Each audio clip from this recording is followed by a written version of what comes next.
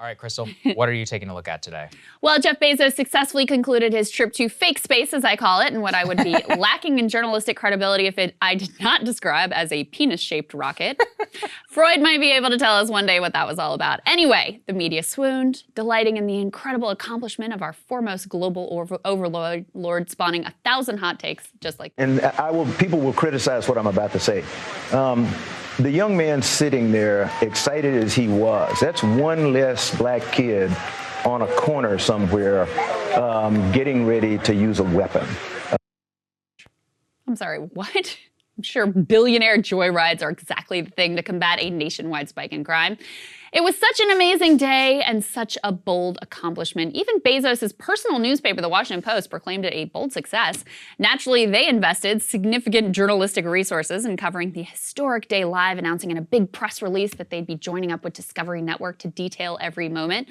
Upon landing, Bezos announced he was giving $100 million each to Jose Andres and Van Jones for some reason, telling them they can do whatever they like philanthropically with that money. They could give it to their own charity or they could divide it up. Let me just say that if your commentary and activism are safe enough for Jeff Bezos to invest $100 million in, then might be time to rethink just how much anything you say or do actually challenges a single power structure. As the one and only Irami Ose Frimpong put it to me, the big problem is the narrative that the goal of all activism is to get some rich asshole to give you money. Anyway, cool that a few people in our society have so much money that they can just casually decide which cable news pundits are worth $100 million investments and give them away like Oprah giving out cars. As for Bezos' comments upon landing, he took a lot of criticism, but unpopular opinion here. Personally, I loved them. I loved them because they were so unintentionally honest and really gave away the entire game. I want to thank every Amazon employee and every Amazon customer, because you guys paid for all of this. So seriously, for every Amazon customer out there, and every Amazon employee, thank you from the bottom of my heart very much. It's very appreciated.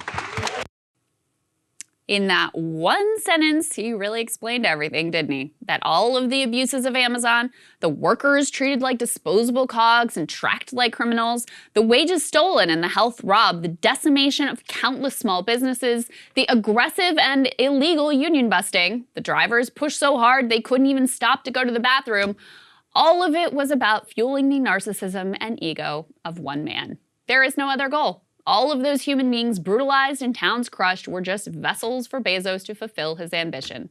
Congratulations, everyone. You did it.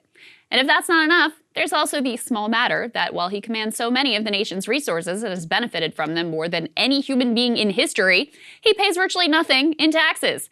And if that's also not enough, he also feels free to see government goodies, bailouts, breaks, and exemptions from labor law at every turn. He is the grifter to end all grifters. Worth noting here that Amazon has been paying big bucks to lobbyist Jeff Bezos in the past few months, who just so happens to be the brother of longtime top Biden aide Steve Bezos. Just a wacky coincidence there, guys. What a small world. But while his fake space flight is over, Bezos is far from done. Oh no. Amazon's world domination was not enough. Jeff's got his eyes on a much bigger and even more dystopian goal. In an interview with MSNBC's own corporate overlord whisperer, Stephanie Rule, he had this to say about how we should go about fighting climate change. We need to take all heavy industry, all polluting industry, and move it into space and keep Earth as this beautiful gem of a planet that it is. Now that's going to take decades and decades to achieve, but you have to start, and big things start with small steps. I'm sorry, what? So your idea for dealing with the climate crisis isn't actually to change anything, but just to move it all into space? And this is accepted uncritically by the media, but somehow the Green New Deal is insane and utopian? It actually makes perfect sense. As Dr. Seuss wrote in the Lorax, business is business and business must grow.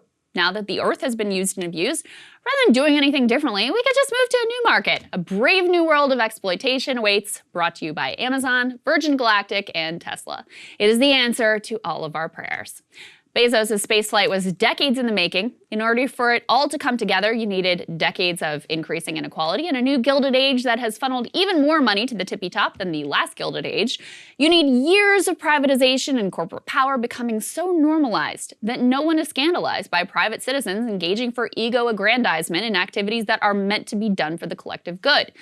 You needed generations of selling off public goods and stripping away government capacity such that anyone could be wowed by billionaires repeating the accomplishments of government bureaucrats 60 years ago. It all had to go just right for this pinnacle moment of radical narcissism as a public spectacle funded by the exploitation of millions of workers. Bravo, everyone. Bravo. That moment when he was like, thanks to the Amazon workers.